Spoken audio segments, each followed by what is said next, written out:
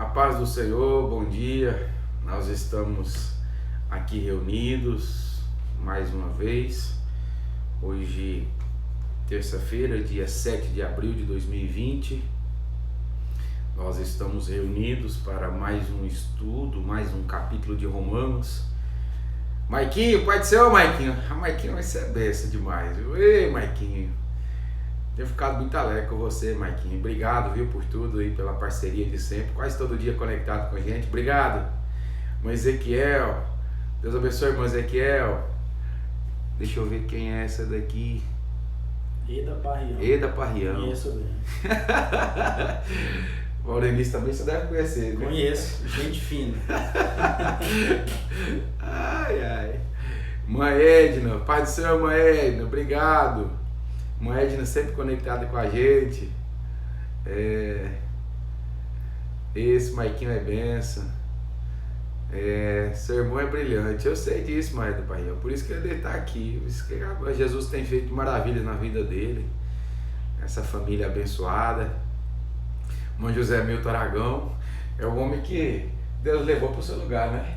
Irmão Zé Milton. Ah, muito bem. O senhor, né? Irmão José Milton Aragão, ao evangelista irmão Milton Aragão, Deus abençoe toda a igreja da 1105, Pastor Barros, irmã Andréia, Deus abençoe irmã Andréia, Pai do Senhor, todos os dias conectado conosco. Que bênção, irmã Andréia. Obrigado, senhora, por participar conosco todos os dias. Maurenice, eu não sei por que ela tá mandando aquela carinha de coração. Maurenice é minha esposa. Um beijo pra ela, Deus te abençoe, meu bem. Que bom estar aí. Irmã Nazaré, Pai do Céu, irmã Nazaré. Diz que eu não mando Pai do Céu pra ela nem o dia, hoje eu vou mandar, viu, irmã Nazaré? Pai do Céu, irmã Nazaré. Deus abençoe a senhora.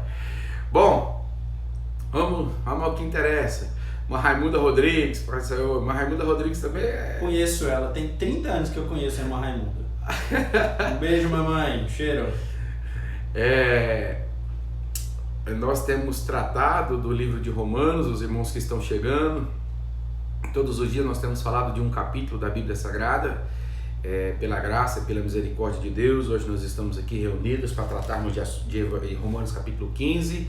Nós convidamos o pastor Tiago. O pastor Tiago é o pastor dirigente da Arço 131.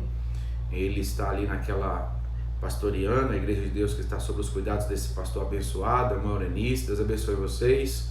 E ele aceitou o nosso convite. Obrigado, pastor Tiago. Que isso, pastor. Um prazer, uma satisfação.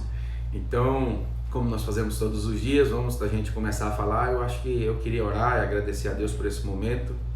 Pai, nós oramos a Ti e agradecemos por esse instante, por esse momento que aqui estamos reunidos para meditarmos na Tua Palavra. Espírito Santo, que o Senhor venha conduzir as nossas vidas, ó meu Deus, que o Senhor nos dê sabedoria, nos dê discernimento para tratarmos, ó meu Deus, desse assunto tão importante para as nossas vidas.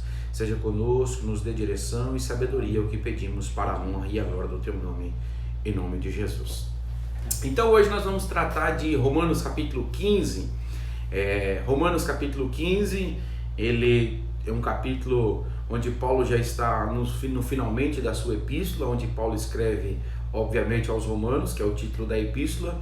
É um capítulo composto de 33 versículos, mas se você pegar e for dividir esse capítulo, na realidade o início do capítulo 15, aproximadamente até o verso 8, outras pessoas vão dizer até o verso 13, ele na realidade é uma continuação de Romanos capítulo 14. Pastor, por que isso ocorre? Eu sei que os irmãos têm pleno conhecimento disso, mas é só para que a gente deixe bem claro. Antigamente a Bíblia não tinha essa divisão por capítulos igual tem hoje. Essa Bíblia que nós dividimos por capítulos, por versículos, é uma forma que os escritores, que os teólogos encontraram para facilitar o nosso entendimento, a nossa compreensão da Bíblia Sagrada.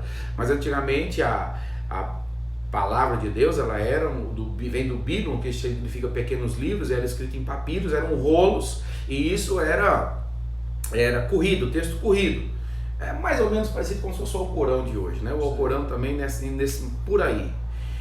Então, se você pegar Romanos capítulo 15, você vai ver que ele tem muito da continuação de Romanos capítulo 14. Ontem nós falamos sobre Romanos capítulo 14, onde Paulo ele fala da tolerância sobre os irmãos fracos na fé. Lembra que eu disse ontem que aqueles irmãos que conversam muito, que falam muito, que critica muito, Paulo chama eles no capítulo 14 de Romanos de fracos da fé, e ele diz para aqueles que todos nós precisamos crescer, tanto os fracos quanto os fortes, porque os fracos precisam crescer em sabedoria e os fortes precisam aprender a amar esses irmãos. E é justamente sobre isso que Paulo começa o capítulo 15, porque ele está escrevendo para uma igreja para a qual ele não fundou, porque não foi ele que fundou essa igreja, e que ele nem mesmo conhecia. No final do capítulo 15 ele vai dar esse claro exemplo e deixar escrito que ele também não conhecia essa igreja, ele não estava lá, nunca tinha viajado até essa igreja. Então, se você for entender um pouco de Romanos 15, a gente divide isso porque ele fez... do capítulo 1 ao capítulo 11, Paulo faz uma grande exposição, na realidade, das doutrinas fundamentais do cristianismo. Nós já falamos sobre isso, a doutrina da santificação, da justificação, a doutrina da eleição, do capítulo 1 ao capítulo 11. Do capítulo 12 até aqui no capítulo 15, na realidade, Paulo vai tratar da grande exortação a respeito dos dons, do uso ministerial. E agora, ele na realidade está recapitulando, se você voltar lá...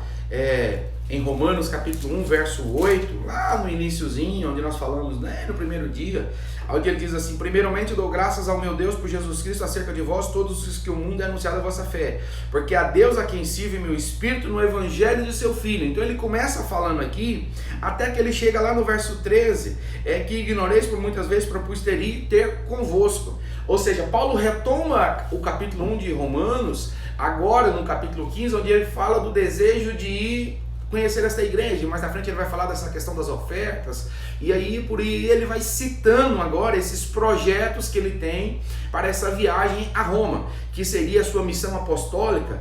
Por ele, o interesse grande, na realidade o grande interesse dele é o laço de intercessão e de comunhão de graça que ele queria ter com essa igreja ali em Roma.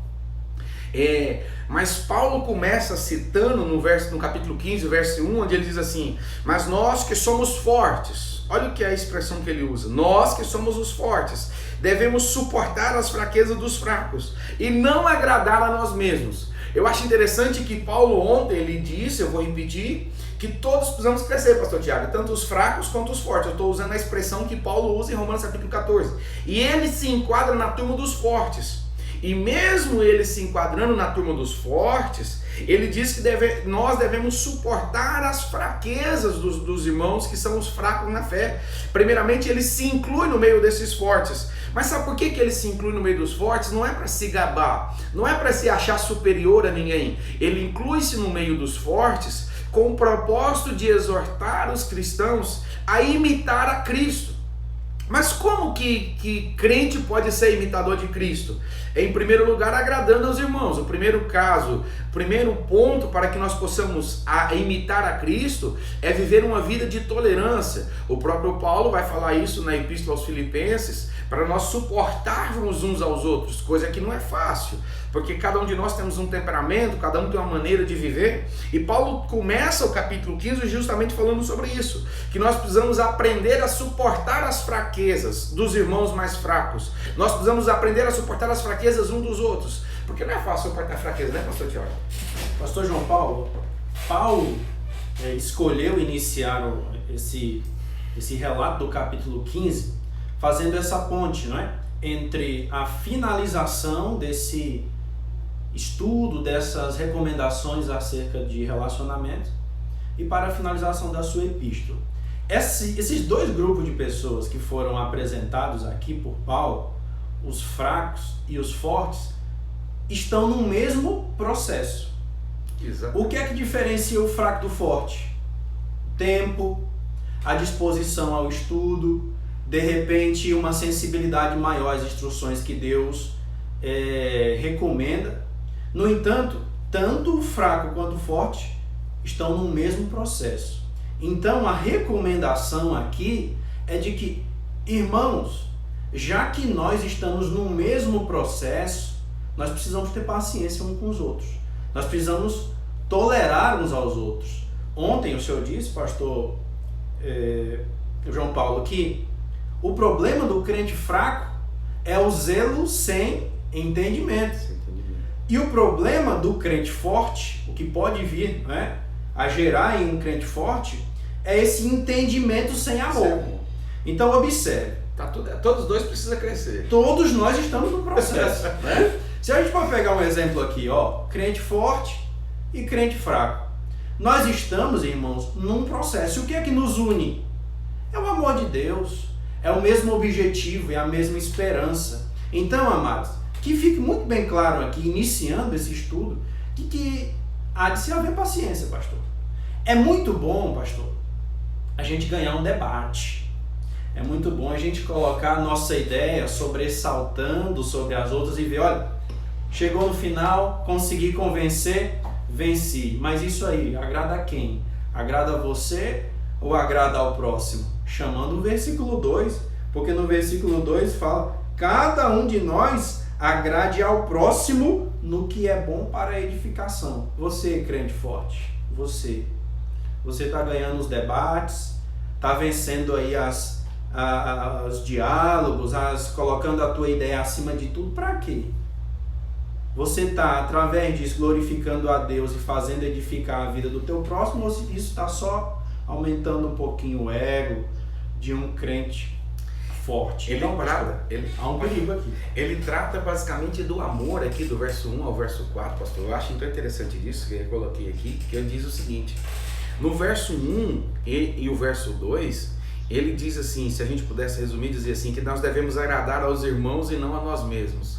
Dificuldade, hein? Porque hoje nós vivemos uma geração egocêntrica, o interesse é o meu gosto, a minha vontade, é o meu desejo, é o que eu quero, é do jeito que eu quero, o som da altura que eu quero, o pastor prega do que eu quero ouvir, o irmão canta o que eu quero ouvir, na nota que eu quero, o que interessa é o meu ego, é o meu gosto. E Paulo está falando que nós devemos agradar aos irmãos, mas não é no meu gosto, é no gosto dos irmãos. E no verso 3...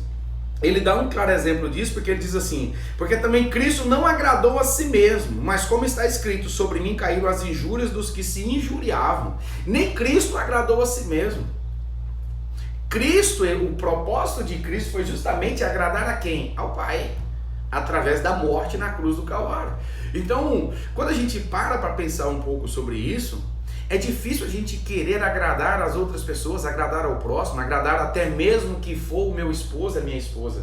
A gente procura um dos grandes problemas que nós vemos hoje dentro das famílias é porque as pessoas querem agradar a si próprias. Elas querem o meu desejo, a minha vontade, na minha hora do meu desejo, é do jeito que eu quero. Dificilmente abrimos mãos dos nossos desejos. O que Paulo estava falando aos romanos é justamente para que eles vivessem em comunhão, em unidade. Um dos principais fundamentos disso é abrir mão do seu próprio desejo. É você passar a agradar as pessoas. Porque é fácil demais eu querer agradar as pessoas, mas que as pessoas se enquadrem no meu gosto, na minha vontade, no meu desejo. Isso é difícil. A gente tem dificuldade disso em todas as áreas da vida, seja na área de comida, seja na área de, sabe, muitas coisas que nós vivemos. As pessoas querem viver, mas querem agradar a si próprias. E quando você vê no verso 4, então no verso 1 e 2 ele está falando do agradar a si mesmo, no verso 3 ele fala que nem Jesus agradou a si mesmo, e no verso 4 ele vai dizer que as escrituras foram dadas para o nosso ensino. Porque tudo que antes foi escrito para o nosso próprio ensino foi escrito, para que pela paciência e consolação das escrituras nós tenhamos esperança. Se você pegar segunda carta de Paulo a Timóteo, capítulo 3, verso 16, as sagradas escrituras escritos, ele é fiel para redarguir, ele é suficiente para as nossas vidas. Se você pega a segunda carta de Paulo a Timóteo 3,16, você entende que as escrituras não foram feitas assim, sabe, pastor? Não, vamos fazer só para ver o que vai dar. Não. A máxima revelação de Deus para as nossas vidas foi o seu Filho amado. E os atos do seu Filho amado aqui na terra foi revelado aonde? Nos escritos, na Bíblia Sagrada. Pastor, mas e o Antigo Testamento não tinha Jesus? Quem disse para você que não tinha Jesus no Antigo Testamento? Porque a Bíblia diz que ele foi feito antes da fundação do mundo, e todos os atos do Antigo Testamento, ele aponta para o Novo Testamento. Tudo que acontece no Velho, na realidade, está apontando para o cumprimento lá no Novo Testamento. Jesus estava no façamos o homem, Jesus estava no Cordeiro Pascual, Jesus estava naquela serpente que Moisés levantou, serpente de bronze que Moisés levantou no deserto. Jesus estava presente lá, pastor. Pastor João Paulo e os amados que estão conectados aqui, agradar aos outros é um desafio. Porque eu tenho uma obrigação de fazer o bem ao próximo. Mas é o bem do próximo e não o bem que eu acho que seja. Ora, do que adianta eu oferecer carona para uma pessoa que está fazendo caminhada, pastor João Paulo? Aí eu chego lá e penso, não, essa pessoa está andando, ela precisa, eu estou andando de carro, ela está de pé, eu vou dar uma carona para ela. Mas o bem que eu acho que eu estou fazendo, na verdade, não é o bem que aquela pessoa está precisando. Então a recomendação aqui é que nós devemos fazer o bem para agradar o próximo. Aqui está Mateus 16, 24. Negue-se a si mesmo. Até no fazer o bem, meus irmãos, há uma renúncia da nossa parte. Precisamos negar o que eu acho que é o bem do próximo. Eu preciso entender o que é o bem do próximo. E qual a motivação disso? A motivação, o pastor João Paulo falou, a motivação, o exemplo é Jesus, que esvaziou-se de si mesmo, deixou ali, deixar-se levar pela vontade do Pai, submeteu ao nascimento comum, como eu e você nós nascemos, nasceu debaixo da lei, ele precisou submeter a situações que ele, enquanto Deus, não passaria. No entanto, para o bem do seu povo, para o nosso bem, Jesus se submeteu a isso. E aí, meus irmãos, o que há de registrado a referência que Paulo faz aqui acerca de que o que há escrito, o que tem escrito nas Escrituras, na Bíblia Sagrada, acerca de Jesus, acerca dos apóstolos, acerca dos assuntos, tem no mínimo dois objetivos, que eu entendo que seja para a gente aprender a agradar a Deus. Para eu saber qual é o bem do meu próximo, o pastor João Paulo, eu preciso conhecer ele.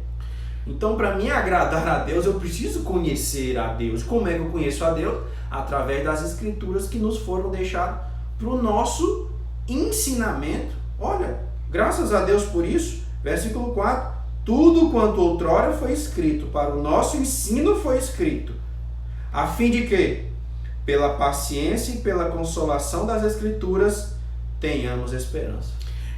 Quem está chegando aí, quem for chegando depois, nós estamos tratando, apenas para situar, nós estamos tratando de Romanos capítulo 15. Nós estamos aqui na Arça 112 e todos vocês que são convidados a estarem conosco. Nós estamos tratando de um estudo sistemático do capítulo 15 da carta de Paulo aos Romanos. Sabe uma coisa que eu preciso dizer a você? Que o culto que agrada e glorifica a Deus é aquele que parte de corações unidos de um mesmo propósito.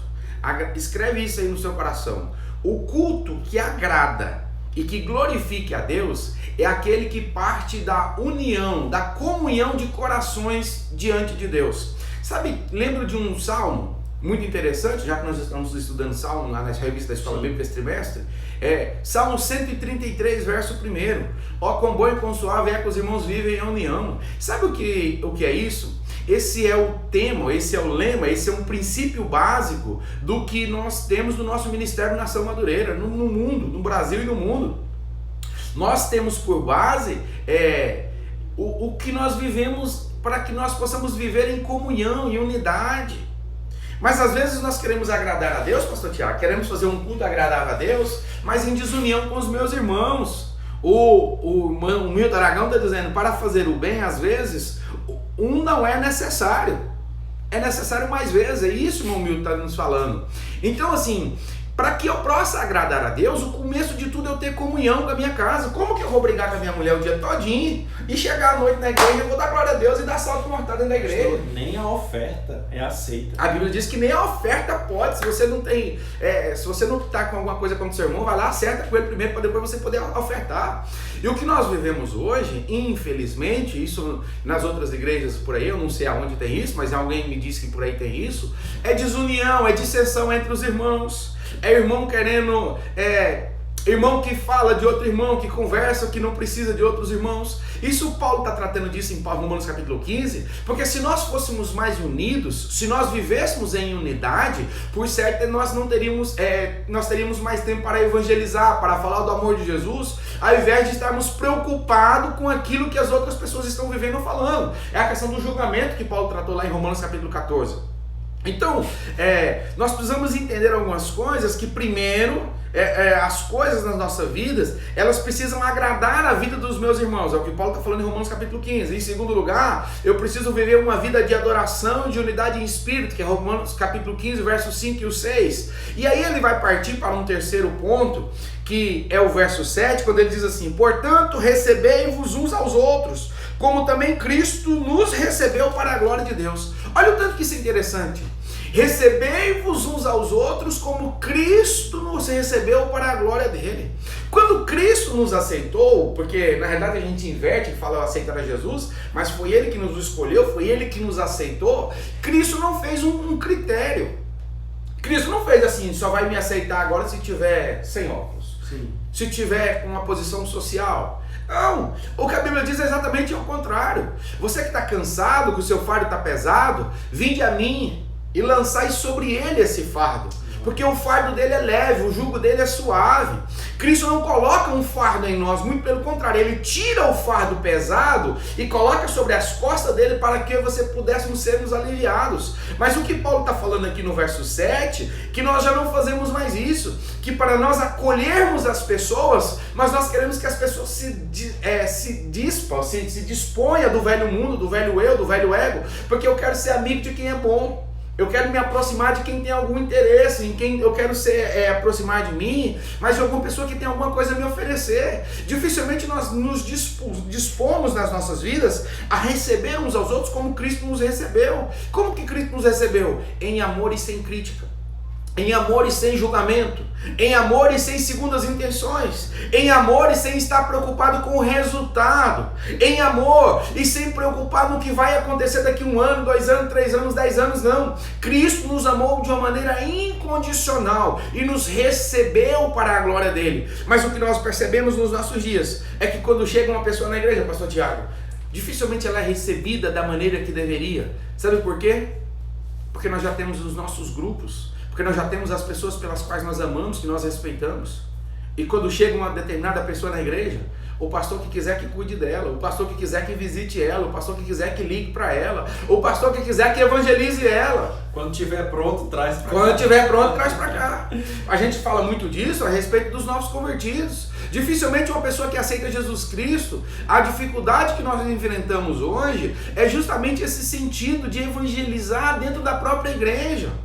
Porque muitas pessoas aceitam Jesus, mas elas têm uma dificuldade de chegar às águas batismais, e depois que batizam, daí é uma quantidade de pessoas enorme que não consegue firmar-se na igreja, não consegue firmar-se diante de Cristo. Sabe por que acontece isso? Justamente por causa disso que ele está falando aqui em Romanos capítulo 15, verso 7, porque nós temos dificuldade de receber uns aos outros como Cristo nos recebeu. Nós temos dificuldade de nos relacionarmos com as pessoas como Cristo nos relaciona conosco todos os dias das nossas vidas. Você que é um crente forte na fé, que é o que Paulo está falando aqui, nós precisamos amar mais as outras pessoas, nós precisamos respeitar mais as outras pessoas, precisamos buscar cuidar mais das outras pessoas, precisamos entender que há uma responsabilidade colocada sobre as nossas vidas em Mateus capítulo 28, 19. Essa responsabilidade da grande comissão, ela não é do pastor, dos obreiros, dos presbíteros, dos evangelistas, não, ela é de todos os nós. Nós precisamos entender e compreender que receber uns aos outros é respeitar as dificuldades e as fraquezas de cada um, pastor. Pastor João Paulo, o versículo 7 traz um resumo dos 6 versículos anteriores do que Paulo escreveu. Porque, observe, o que nós já falamos aqui, precisamos acolher uns aos outros e que nós temos um modelo que é Cristo. Você lendo o versículo 7 fala: portanto, acolhei-vos uns aos outros, como também Cristo nos acolheu para a glória de Deus. Paulo é didático aqui. Aqui nós temos uma ordem, nós temos um modelo e temos uma motivação. Qual é a ordem? Irmãos, eu estou falando, é ordem, né? É uma ordem. É imperativo. É imperativo. Acolhei-vos uns aos outros. E qual é o modelo? Cristo. Acolhei-vos uns aos outros, como também Cristo nos acolheu. Qual é a motivação? Para a glória de Deus. Não é para você ser bem visto, não é para dizer que pessoa gentil, olha que maravilha, recebeu aquela pessoa que entrou ali maltrapilha. Não, tem um objetivo. Afinal, é o objetivo de tudo que nós fazemos para Deus. Colossenses 3,17. tudo o que fizermos seja para a glória de Deus. Nós temos um exemplo. Jesus nos acolheu da forma que nós chegamos na presença dele. E agora precisamos replicar isso, porque já aprendemos que nós fomos acolhidos por Jesus, porque a palavra que nos foi dada a fim de nos instruir diz isso e nós cremos nela. Se a gente for aqui, a gente vai longe. Então, assim, eu preciso ir acumulando aqui, juntando as coisas, porque se você pegar capítulo 15, do verso 8 a seguir até o 13, então aqui praticamente é consenso entre os teólogos que Paulo encerra aqui no versículo 7 a exortação que ele faz no capítulo 14. Então, na realidade, eu não sei porquê, também não me compete saber, eu não sei porquê que esse pedaço do 7 não está dentro do 14, mas ele poderia estar muito bem. Então, o 7 ele está dentro do 14, então tá bom. Aí ele segue do 8, ele vai concluir o ensino dele, ele que eu estou me referindo é Paulo. É esse ensino sobre a tolerância cristã e também o corpo principal da epístola, com uma breve oração para os seus leitores. Onde é que ele faz isso? Verso 13. Porque se eu for pegar do 8, do 9, do 10, do 11 e do 12, ele vai citar a referência lá de Isaías, vai falar da raiz de Jessé, mas ele chega no verso 13, que ele faz um resumo dessa parte, do 8 até o 12, chega no 13, e eu aprendo aqui no 13 que na realidade Paulo está fazendo uma oração. Mas que oração é essa? Para que os cristãos venham ter vida abundante. E assim como foi lá nos dias dele, nos dias de Paulo, essa mesma oração, esses mesmos princípios que está do 8 ao 13, ele aplica na minha e na sua vida. E como eu não tenho tempo para estar destrinchando todos os versículos, mas o 13 é praticamente o que resume essa sessão, essa parte desse capítulo. E aí eu coloquei aqui 5 perguntas que podem ser feitas à luz desse precioso versículo, que é Romanos capítulo 15, verso 13, onde ele diz assim: ora, o Deus da esperança vos encherá de todo gozo e paz em crença, para que abundeis em esperança pela virtude do Espírito Santo. Eu estou lendo Romanos capítulo 15, verso 13.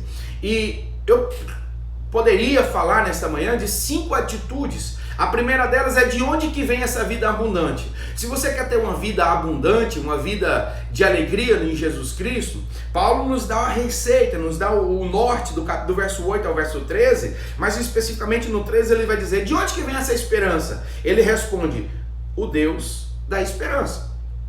A minha esperança não vem do Banco do Brasil, a minha esperança não vem do governo estadual, federal, municipal, a minha esperança não vem da placa da igreja que eu congrego, a minha esperança não vem do meu patrão, da minha empresa que eu tenho, a minha esperança não vem do meu concurso público pelo qual eu fui aprovado, a minha esperança não vem de coisas palpáveis, humanas. O que Paulo está falando aí no verso 13 é que a nossa esperança ela vem única e exclusivamente de Deus. Sabe por quê? Porque Deus é o único que é onisciente, onipotente, onipresente, é o único que tudo pode, tudo sabe e tudo vê.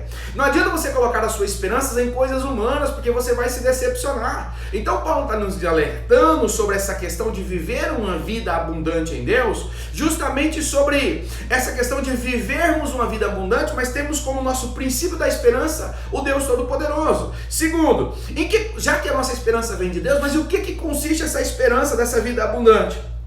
Aí ele vai dar a receita. No próprio verso 13, a parte vai dizer assim: e vos encha de todo gozo e paz.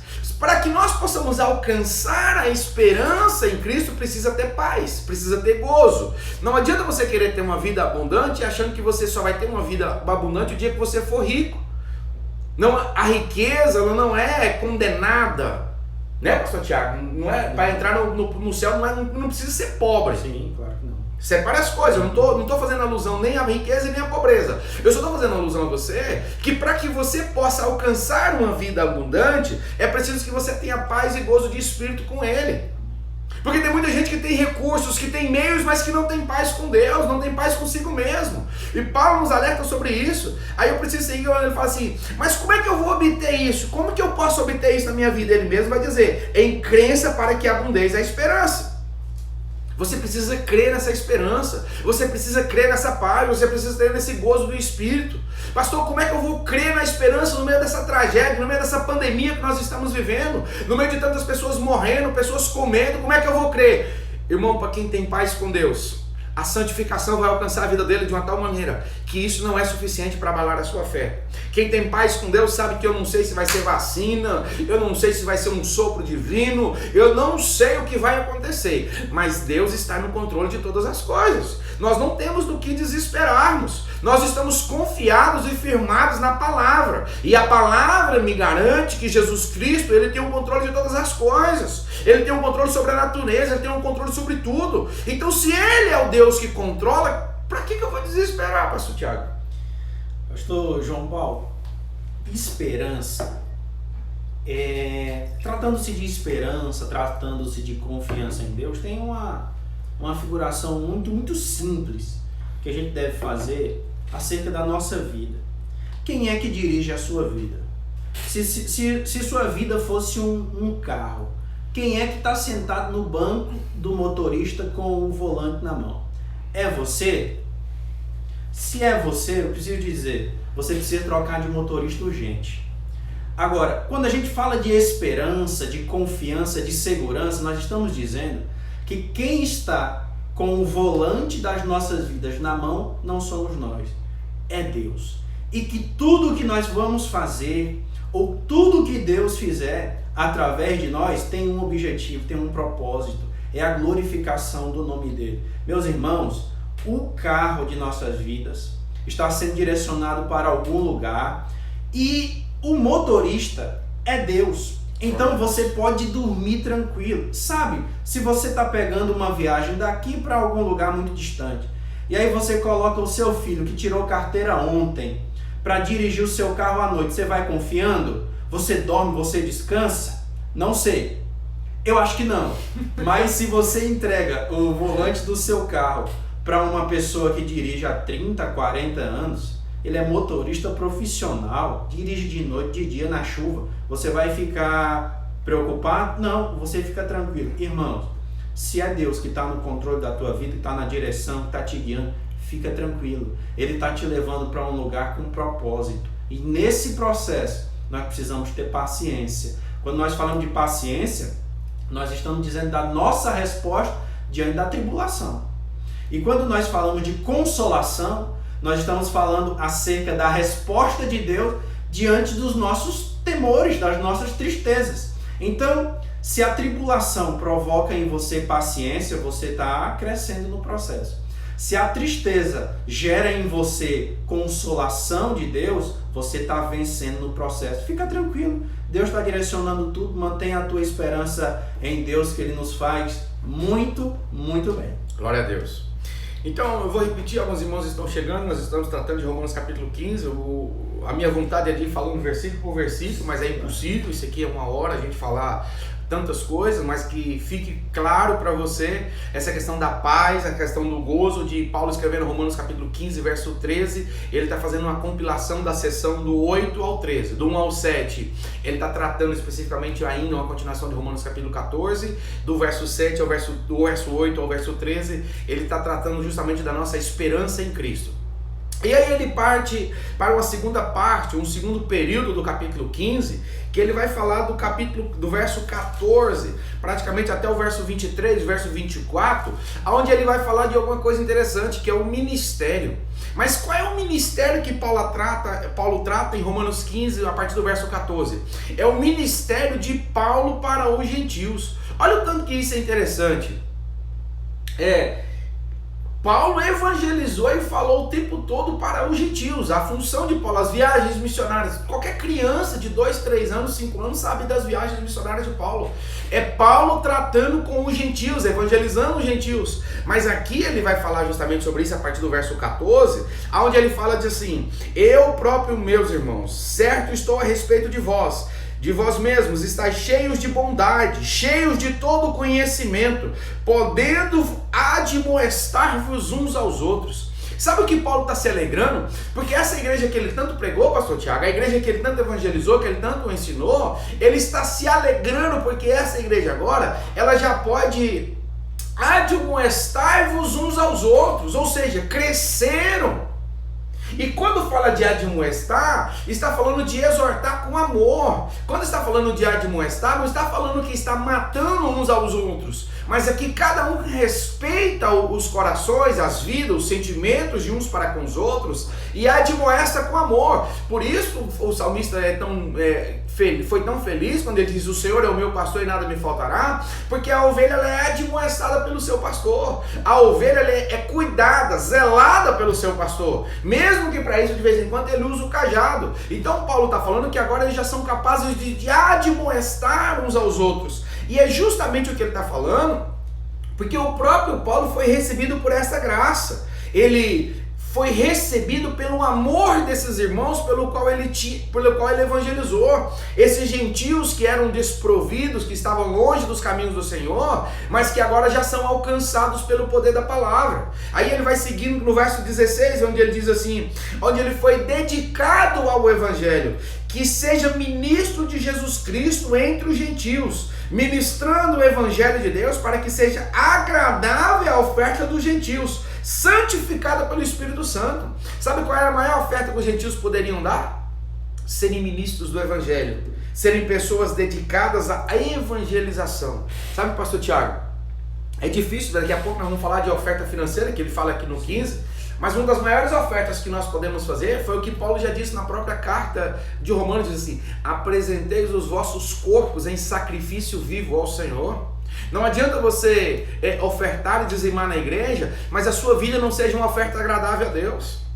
A sua maneira de se comportar entre os irmãos ser uma maneira de escândalo e não de oferta agradável a Deus.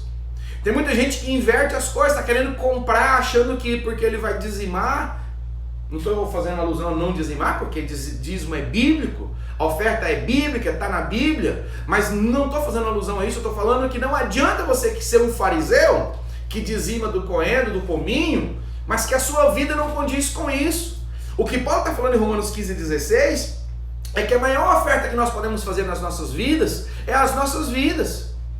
Pastor João Paulo, a maior oferta sou eu, a maior oferta é você.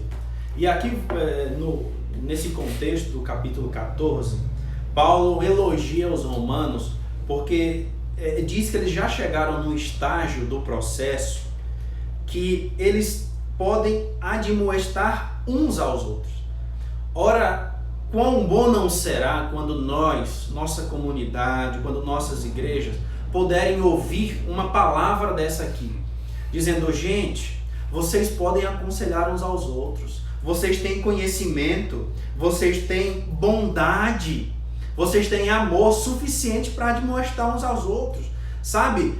Vocês têm maturidade suficiente. Lembrem, meus irmãos, nós estamos falando de um processo que começa no crente fraco e leva ele até ser um crente forte, mas que use dessa liberdade que Deus lhe dá para a glória de Deus. Então, quão bom não será quando nós chegarmos, nós pessoalmente, eu, pastor João Paulo, a nossa igreja, cada um puder ouvir de alguém: olha, você já tem bondade e conhecimento suficiente e amor suficiente para admoestar alguém. Isso é um anseio, é um objetivo que a gente pode ter em nossas vidas. E a partir do versículo 15, pastor, o senhor já tocou nesse assunto, mas nós vemos aqui algumas recomendações, algumas informações acerca da filosofia de Paulo, né? A forma que ele tem de pensar. No versículo 15, fala de trazer-nos à memória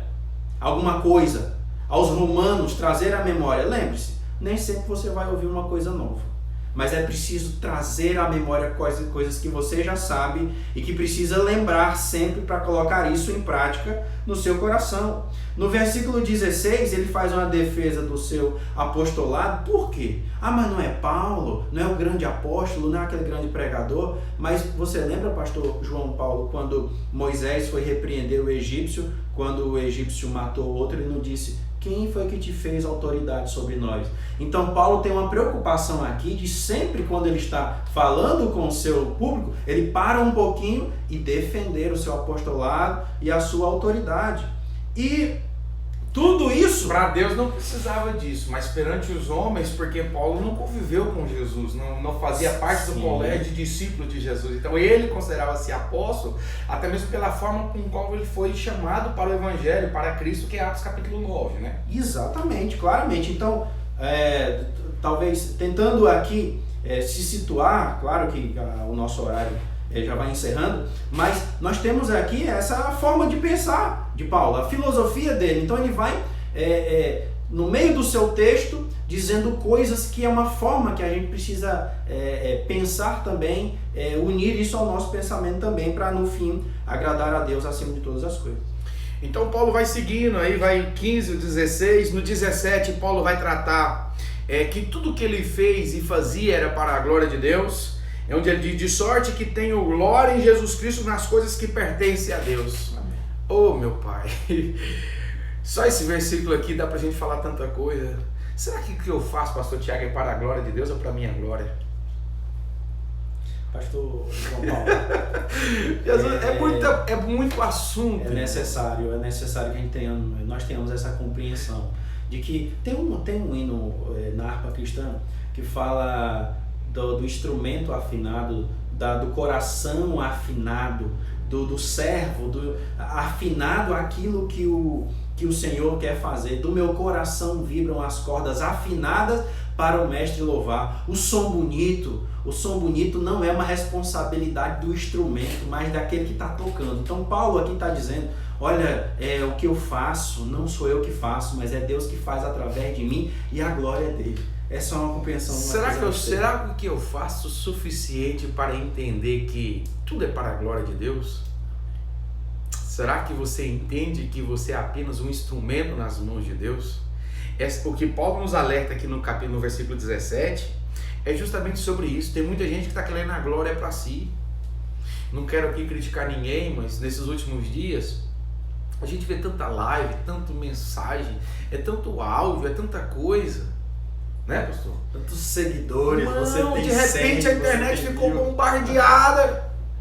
Não quero aqui criticar ninguém, porque tudo isso o Evangelho faz crescer.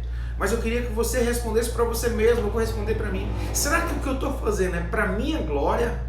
Para mim ganhar seguidores, para mim ganhar curtidas? Para que as pessoas me achem um bom pregador, um bom pastor?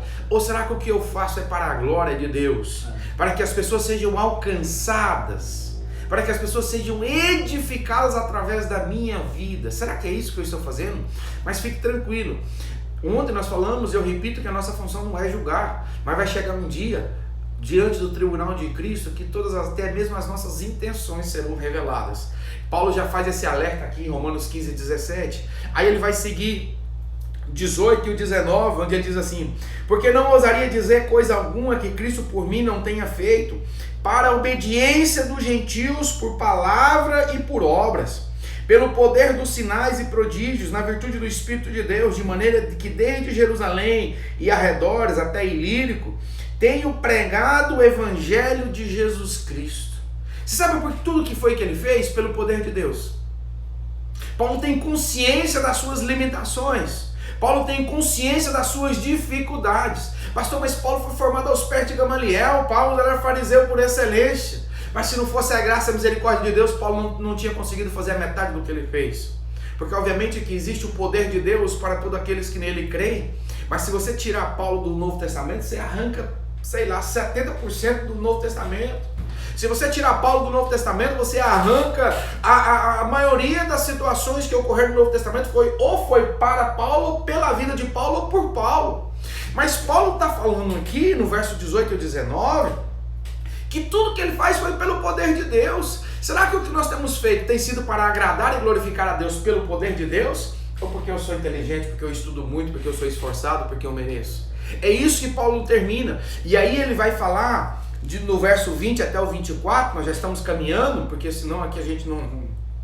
Aí ele fala do 20 ao 24, algo que eu acho muito interessante. Ele: desta maneira me esforcei por anunciar o Evangelho, não onde Cristo não onde Cristo houvera sido nomeado, para não edificar sobre fundamento alheio. Sabe o que Paulo está falando do verso 20 ao verso 24? É que tudo que ele fez foi para a glória de Deus, pelo poder de Deus, mas foi de acordo com o plano de Deus. Paulo tem consciência do que ele fez, não foi porque ele era o mais inteligente, porque ele era o mais sabido, não. É porque Deus tinha um plano na vida dele. Sabe por que nós estamos hoje aqui? Pela bondade e misericórdia de Deus. Sabe por que tem dois pastores falando alguma coisa do evangelho para a sua vida? Porque Deus tem um plano na minha vida e na sua vida. Porque Deus tem um propósito para que nós pudéssemos ser edificados nesta manhã. O que nós precisamos entender é que as nossas vidas, elas estão debaixo do plano de Deus. Agora eu tenho o direito de escolher a sujeição e a submissão a esse plano ou de traçar o meu próprio plano. Paulo deixa muito claro que aqueles que têm paz e gozo de espírito, além de admoestar uns aos outros, ele vai viver segundo o plano de Deus para suas vidas. E Paulo tem tanta convicção, pastor, do plano que Deus tinha para a vida dele, que até aqui falando aos irmãos, aos romanos, ele está dizendo, olha, eu tenho vontade de conhecer vocês, eu quero congregar com vocês, eu quero visitar vocês, mas eu quero que vocês me enviem para a Espanha. Então assim, ó, vamos aqui, eu estou com vontade, eu quero conhecer, eu quero me alegrar com vocês, só que isso também tem que fazer jus ao propósito de Deus na minha vida. Então, eu vou aí, nós vamos nos alegrar, mas vocês vão cuidar de mim e vão me enviar para a Espanha. Para quê? Para pregar o evangelho, que é o propósito de Deus na vida dele. Então, Paulo, até nesses momentos de saudade, de apreensão, de vontade de estar junto, ele coloca o propósito de Deus acima de tudo. Eu estou com vocês, eu quero conhecer vocês, mas vocês precisam se comprometer de me enviar para a Espanha. Esse é o 24, o pastor Tiago está falando, aí você que está acompanhando na sua casa, o pastor Tiago está falando do capítulo 15, verso 24 aqui de Romanos 15. Então ele fala assim, quando partir para a Espanha, é justamente isso que o pastor acabou de dizer. Bom, vamos seguir, porque senão a gente não termina, falta só 15 minutos, pastor. Então vamos seguir a partir do verso 25 até o 33, que é a última parte desse capítulo 15, onde ele vai tratar, aqui do verso 14 ao 24, ele trata do ministério de Paulo para os gentios, e agora ele vai tratar, eu acho tão interessante essa parte do capítulo 15 de Romanos, que Paulo vai tratar do ministério dos gentios para os judeus. Olha tanto que isso é interessante. Se você estiver acompanhando as lives aí, você vai lembrar que Romanos capítulo 9, nós tratamos da questão da eleição. Lá atrás, lá da consagração, do 9, do 10 e do 11, onde Paulo trata do cuidado para com Israel, a nação eleita. E agora, aqui no capítulo 15, pastor Tiago, aquilo que ele tinha falado, agora começa a se cumprir. Porque os judeus, eles começam a entender o propósito deles, do cuidado do ministério dos gentios para os judeus. Eu já falei isso aqui uma vez, há umas 3 lives anteriores, eu vou repetir. Deus escolheu Israel, era a nação eleita. Seria Israel a evangelizar o mundo, a falar de Deus para o mundo. Como ele veio para os seus e os seus o rejeitaram, não quiserem, Deus então pega os judeus agora para pregar para a nação eleita. Ou seja, é uma controvérsia para as coisas humanas, mas diante de Deus está tudo certo. E isso começa de uma tal maneira que, se você ler o verso 25, Paulo vai dizer, mas agora vou a Jerusalém. Quem é Jerusalém? A nação eleita. Ele se refere a Jerusalém como aquele povo que foi escolhido por Deus. Ele não se refere a Jerusalém apenas à cidade de Jerusalém. Não, ele refere-se a Jerusalém àquele povo escolhido para ministrar aos santos. Olha o que ele está falando, eu estou indo para Jerusalém, mas é para pregar aos santos, para anunciar o evangelho para aqueles que já deveriam saber. Mas como eles não sabem, eu estou me dispondo a pregar. Aí ele vai... 26, porque pareceu bem a Macedônia e a Caia fazer uma coleta para os pobres dentre os santos que estão em Jerusalém. Irmãos, não é preciso muito esforço para entender esse versículo 26.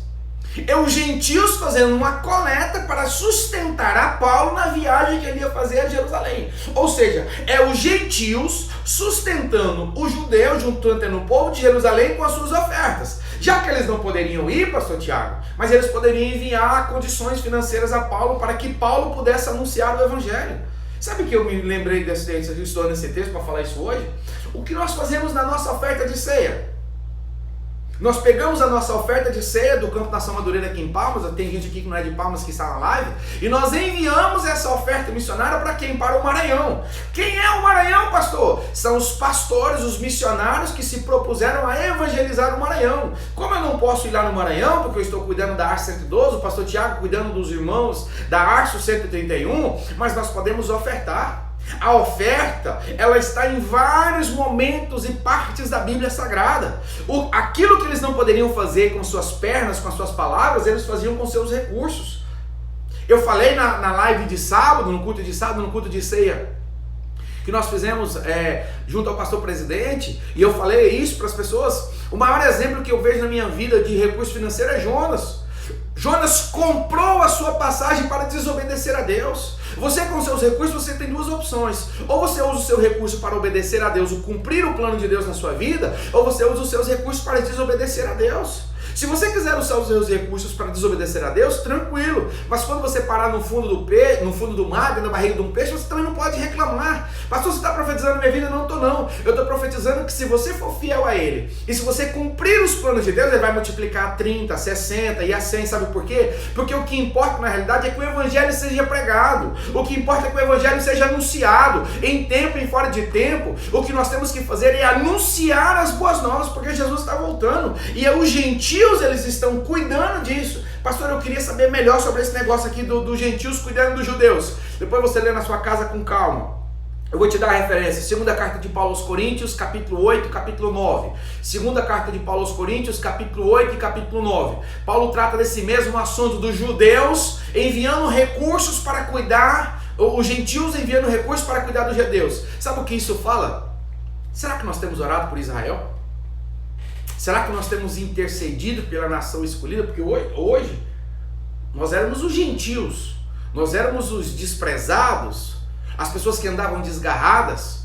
Israel é a nação eleita. Naquela época eles já tinham a preocupação de evangelizar os judeus.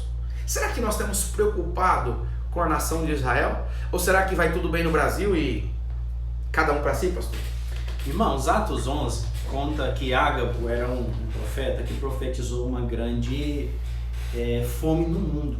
E esse período aqui estava tendo essa grande fome. Os irmãos lá da Judéia, os judeus, estavam passando por esse problema sério. Então, Macedônia e Acaia reuniram uma oferta, são os gentios, reuniram uma oferta e Paulo estava levando essa oferta para eles.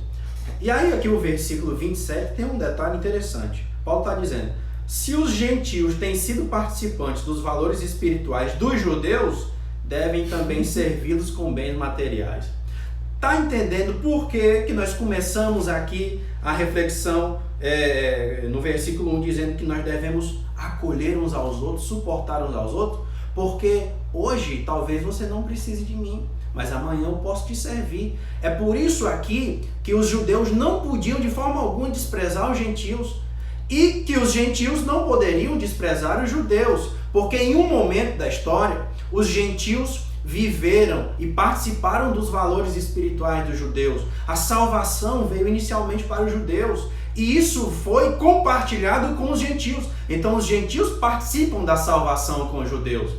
E agora os gentios estão fazendo uma coleta para ajudar os judeus. Está vendo uma mão lavando a outra? Está vendo aqui que essa generosidade financeira é uma evidência de que você é grato a Deus por aqueles que te abençoaram espiritualmente. Pastor Hernandes Dias Lopes. Aqui os gentios estão se mobilizando financeiramente para ajudar os judeus, de onde saiu a salvação para os gentios. Então, meus irmãos, nós nunca podemos subestimar o fraco ou o forte. Nós precisamos ter paciência, ter a compreensão de que nós somos um corpo só, estamos num processo, alguns mais avante, outros mais atrás, mas estamos num processo que culmina na glória, na glorificação do nome de Jesus. Não só esse aí que o pastor Tiago é fundamental, mas aí você vai ver no 28, pastor Tiago, que essa oferta, na realidade, ele é um fruto. Olha o que ele diz no 28. Assim que concluído isso, e havendo-lhe consignado este fruto, de lá, passando por vós, irei à Espanha. Ou seja, na realidade, tudo que ele estava colhendo era fruto. Aí eu faço um paralelo, onde eu gosto muito de dizer isso. Tem muita gente que quer colher, mas não quer plantar. Tem muita gente que acha bonito ir lá num pé de árvore qualquer e se alimentar daquilo, mas ele não tem o cuidado de plantar, de cuidar, de zelar, de tirar todos os matos. Nós vivemos uma geração imediatista, egoísta, egocêntrica, onde nós gostamos de colher os frutos, mas não gostamos de semear. Nós queremos ser amados, mas não gostamos de amar. Nós gostamos de sermos respeitados, mas não gostamos de respeitar. Nós gostamos de ser prósperos financeiramente, mas não entendemos o princípio da oferta, o princípio do dízimo, o princípio dos valores que estão na minha vida. Eu quero sempre mais, que Deus derrame mais e derrame mais sobre a minha vida, mas eu não me disponho a me humilhar diante da potente mão de Deus. Eu não me disponho a abrir mão do pecado, a abrir mão das coisas erradas, para que Cristo seja glorificado na minha vida. Essa questão do fruto que Paulo trata aqui no verso 28, ela remete muito a João capítulo 15, onde diz que nós devemos produzir fruto. Mas que frutos são esses, pastor? Frutos dignos de arrependimento, fruto que as pessoas possam olhar para mim e enxergar em mim uma nova criatura, possa olhar para mim e enxergar em mim que eu sou um novo ser, que eu já fui transformado. É o que Paulo está falando. Ele vai primeiro até com eles, mas depois vai até parar na Espanha, e não tem vaidade para isso, não tem orgulho para isso. Eles não estão numa briguinha para saber quem vai ser o melhor, quem vai receber primeiro. Sabe, é esse princípio que você precisa entender, porque se você entender isso, você vai entender uma coisa básica na vida de Paulo, porque Paulo sentia-se ansioso para que essa oferta fosse recebida e aceita pelos judeus. Olha o quanto que isso faz a gente refletir. Paulo estava ansioso para que os judeus recebessem essa oferta. Será que nós temos produzido uma oferta agradável a Deus? Será que a minha maneira de ser, de me comportar? Porque se você for entender, ele vai dizer assim no 30: e rogo-vos, irmãos, por nosso Senhor Jesus Cristo e pelo amor do Espírito, que combatais comigo, ou luteis juntamente comigo nas vossas orações por mim a Deus. Ela traz à mente para mim uma luta de um atleta, pastor. Combatei-os nas mesmas orações. Será que nós oramos no mesmo propósito? Será que nós vivemos no mesmo propósito? Ou será que é eu na minha congregação, você na sua, e um ditado que o mundo diz aí, cada um por si e Deus para todos? Mas será que nós estamos no mesmo propósito de adorar, de glorificar a Deus, de bendizer a Deus? Será que nós vivemos no mesmo propósito para que o nome dele seja exaltado e glorificado? Você vai terminar verso 31, verso 32, verso 33, mas o 32 vai dizer: a fim de que pela vontade de Deus chegue a vós com alegria e possa recrear-me convosco. Será que realmente nós estamos chegando diante de Deus com essa alegria? O que eu entendo e penso é que nós devemos ser tão fervorosos em nossa oração quanto um atleta dedicado em suas competições. Você que treina, as pessoas que são atletas, que fazem atividade física, para que elas consigam alcançar alvos, é necessário que ela ore, é necessário que ela treine. Mas para ela chegar no seu objetivo, que é uma prova, que é uma competição, ela precisa de um tempo. Nós estamos em constante treinamento. E eu falei esses dias e vou repetir, baseado em Atos capítulo 16, Paulo e Silas na prisão. Não subestime uma igreja que ora. Não subestime um crente que ora. Não subestime um crente que tem vida com Deus, pastor. Meus irmãos, nós estamos num processo. Nós estamos nesse processo. Então, ao olhar para trás e ver alguém que está começando agora, que ainda talvez seja considerado um crente fraco, não subestime ele. Ao olhar para frente e você perceber que tem alguém que é mais forte do que você, não menospreze. Nós estamos num processo. E cada versículo desse aqui nos deixa uma lição de que nós temos muito que aprender, mas nós não podemos esquecer. Somos um. A oração de Jesus diz: que eles sejam um, como eu e tu, Pai. Nós somos um. Que nós sejamos um, mãos dadas, estejamos juntos para a honra, glória e louvor do nome de Jesus. Falta 1 minuto e meio. Eu quero agradecer ao pastor Tiago, agradecer a cada um de vocês que tem nos acompanhado. Deus abençoe a todos vocês. Amanhã, se Deus assim nos permitir, nós estaremos em Romanos 16, ao meio-dia, falando aqui Deus abençoe, obrigado por tudo. Pastor Tiago, só tem 1 minuto para falar, pastor. Obrigado, pastor, uma satisfação estar aqui. Se quiser fazer um resumo do capítulo todinho, 1 minuto. Que isso, pastor, que isso. Deus abençoe, quero agradecer a cada um de vocês que estão aí, desejar que vocês sejam edificados nisso, agradecer minha irmã, meu cunhado, meu filho João Lucas está assistindo, minha filha Lívia, minha esposa, minha mãe. Cada um dos irmãos que estão aí, talvez alguns irmãos lá da 131, um abraço, que Deus te abençoe, estamos orando por vocês, ore por nós, a vitória é nossa, estamos unidos em Cristo, somos um. Eu vou passar essa live no YouTube, eu mando para o pastor Tiago, os irmãos que pediram para salvar, ela será salva no Stories do Instagram e no YouTube. Eu quero orar pela sua vida, estenda suas mãos, Deus poderoso, Pai amado e Senhor Jesus. Obrigado por esses irmãos, obrigado pelas nossas vidas, obrigado por tudo que nós falamos. Que nós possamos viver essa palavra, que nós não sejamos ouvintes esquecidos, que nós venhamos cada dia mais crescermos diante de Ti, que nós possamos amar os nossos irmãos, que nós possamos verdadeiramente entender e compreender as dificuldades de cada um deles. Abençoe esse povo, é a oração que eu faço em nome do Senhor Jesus Cristo. Deus abençoe a todos. Moquelimar, Pai do Senhor, meu companheiro, que alegria te ver, rapaz. Pai do Senhor, Moquelimar. Abraço, fica com Deus.